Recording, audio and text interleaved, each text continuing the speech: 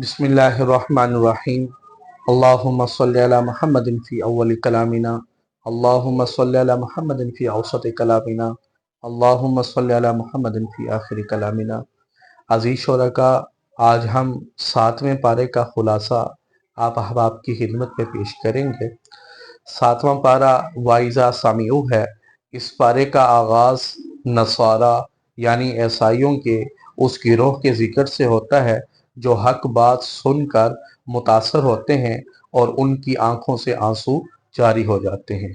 अल्लाह ताला ने उनके इस जज्बे की तारीफ फरमाई है कि वो हक को पहचान कर उस पर ईमान लाते हैं।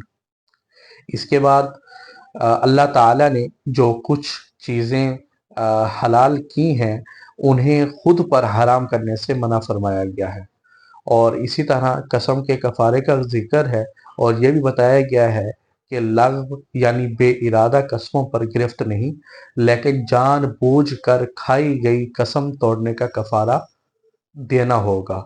और वो कफ़ारा क्या है? 10 मिस्कीनों को खाना खिलाना या लिबास देना या एक ग़ुलाम आज़ाद करना, और अगर इस्तिताअत ना हो तो 3 दिन के रोज़े रखना लाज़िम होगा। इसके बाद शराब, जुआ और शैतानी कामों को रिज्स यानी नापाक करार देकर उनसे सख्ती से बचने का हुक्म दिया गया है। वाज़ेह किया गया कि शैतान इन कामों के ज़रिए मुसलमानों के दरमियान दुश्मनी और बुग़्ज़ पैदा करना चाहता है। इसके बाद हालत एहराम में खुश्की के शिकार को हराम करार दिया गया है, जबकि समंदरी शिकार की इजाज़त दी गई है। अगर कोई जानबूझकर एहराम में शिकार करे तो उस पर जज़ा यानी फिदिया लाज़िम है। इसके बाद वाक़या मायदा का जिक्र है। हज़रत ईसा अलैहिस्सलाम के हवारियों की दरख्वास्त पर आसमान से मायदा यानी दस्तरखान के नुज़ूल का तज़किरा है। इसके बाद क़यामत के दिन अल्लाह ताला हज़रत ईसा अलैहिस्सलाम से पूछेंगे कि क्या उन्होंने लोगों से खुद को खुदा मानने को कहा था, जिस पर वो अल्लाह की पाकी बयान करते हुए इससे बरात का इजहार करेंगे।